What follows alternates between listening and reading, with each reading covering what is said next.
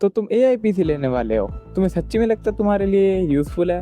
अगर तुम्हें ऐसा लगता है तो ये वीडियो पूरी देख लेना, आपको पता चल जाएगा कि एआई पीसी का आपके लिए यूज है या फिर नहीं। तो अगर आप देखो तो माइक्रोसॉफ्ट ने एआई पीसी वाला जो टॉपिक है वो 2024 में लॉन्च किया था। एआई पीसी क्या था, इसके अंदर हमें सीपीयू के अंदर एनपीयू मिलता है।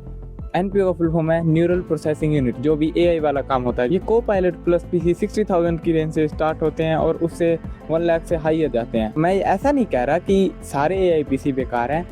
जो बजट वाले पीसी हैं एआई पीसी वो नहीं है बढ़िया, अगर आप देखो तो। बिकॉज आप सोचते हो एआई पीसी मतलब मैं एआई इसमें रन कर पाऊंगा, लोकल एलएलएम चला पाऊंगा।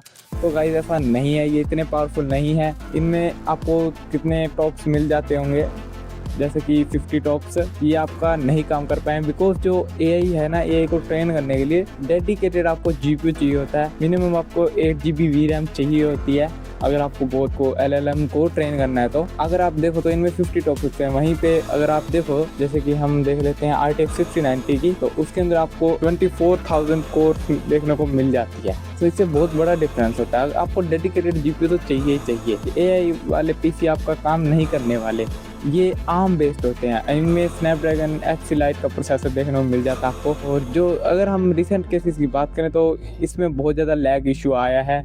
इसमें एडोब 40% स्लो रन करता है, डाविंसी भी ऐसा ही सेम हाल है इसका।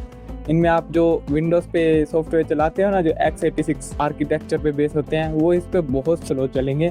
बिकॉज जो विंडो में है ना, वो हमेशा ऐप है ना, वो x64 x86 बिट आर्किटेक्चर पे ही बिल्ड हुए हैं। तो आर्म एक चिप है, वो एक सिमुलेशन है, तो उस पर रन जब होता है तो वो बहुत ही स्लो होता है, जिससे आपकी प्रोडक्टिविटी घट जाती है। अगर आपका बजट हाई है तो बढ़िया आपके लिए पीसी, बिकॉज उसमें आपको डेडिकेटेड जीपीयू देखने को मिल जाएगा। हायर रेंज में आपको अच्छा खासा जीपीयू मिलेगा, तो उसमें रन कर सकते हो, कोई दिक्कत नहीं है। पर बजट वाले में डेडिकेटेड जीपीयू है ही नहीं। 60-70,000 की रेंज में देखोगे कोई डेडिकेटेड जीपीयू ही नहीं है, तो उसका कोई फायदा नहीं है, वो नॉर्मल ही है। इससे अच्छा आप पुराना लैपटॉप ले सकते हो, कोई भी 10th जनरेशन इंटेल i5 ले लो या फिर i7 ले लो पुराना। 25,000 से लेकर 35,000 के बीच में आ जाएगा।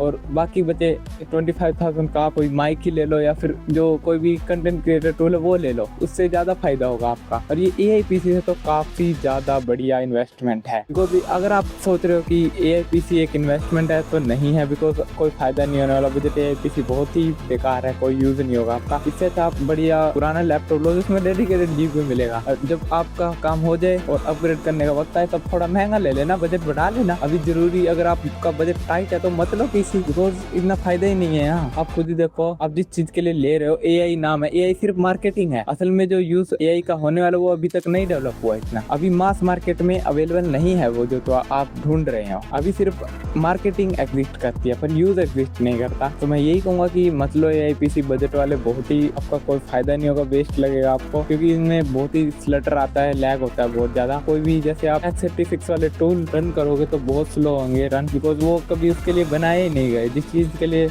ये तो ऐसा ही होगा ना, जो चीज़ लिनक्स के लिए बनाई गई है वो विंडोज़ पे कैसे रन होगी, ऐसा ही है। हम रन तो कर सकते हैं लिनक्स के टूल विंडोज़ पे, पर वो थोड़ा सिमुलेशन लगा के वैसे हो जाता है, उससे स्लो हो जाता है। वैसा लिनक्स की तरह नहीं रन होगा। वैसे ही इसका ही है आर्म बेस्ड का। आर्म बेस्ड पे सारी चीज़ें सिमुलेशन में रन होती है, जिससे बहुत स्लो हो जाता है।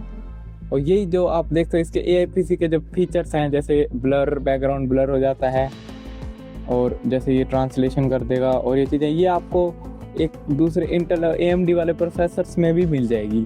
आप कर सकते हो, ये आप ऑनलाइन आप जाके कर सकते हो। आपको जरूरत नहीं है ऐसे कोई आपको को पायलट की दबाने की कि इसके अंदर वो आप नॉर्मल लैपटॉप में भी हो जाएगा। वो आपको बस थोड़ा सा जुगाड़ लगाना है। वैसे ये चीज़ें फ्री में भी हो जाएगी। आप वेबसाइट ढूंढना है वो तो हो जाएगा, कोई दिक्कत नहीं। आप कैपकट में भी कर सकते हो, ब्लर लगा सकते हो, इनशॉट में भी ब्लर लगता है। इतना जरूरत नहीं है इन चीज़ों की। सो मैं तो यही कहूँगा मत लो बजट। अगर आपका फिर भी मन है तो ले सकते हो, फिर बाद में रिग्रेट मत करना। अगर आपका बजट बहुत हाई है, 1 लाख से ऊपर, तो ले लेना, बिकॉज उसमें डेडिकेटेड जीपीयू आएगा तो उससे फ़ायदा बहुत होने वाला है। पर अगर आपको सीरियसली लोकल एलएलएम ट्रेन करने हैं तो मत लो वो पीसी।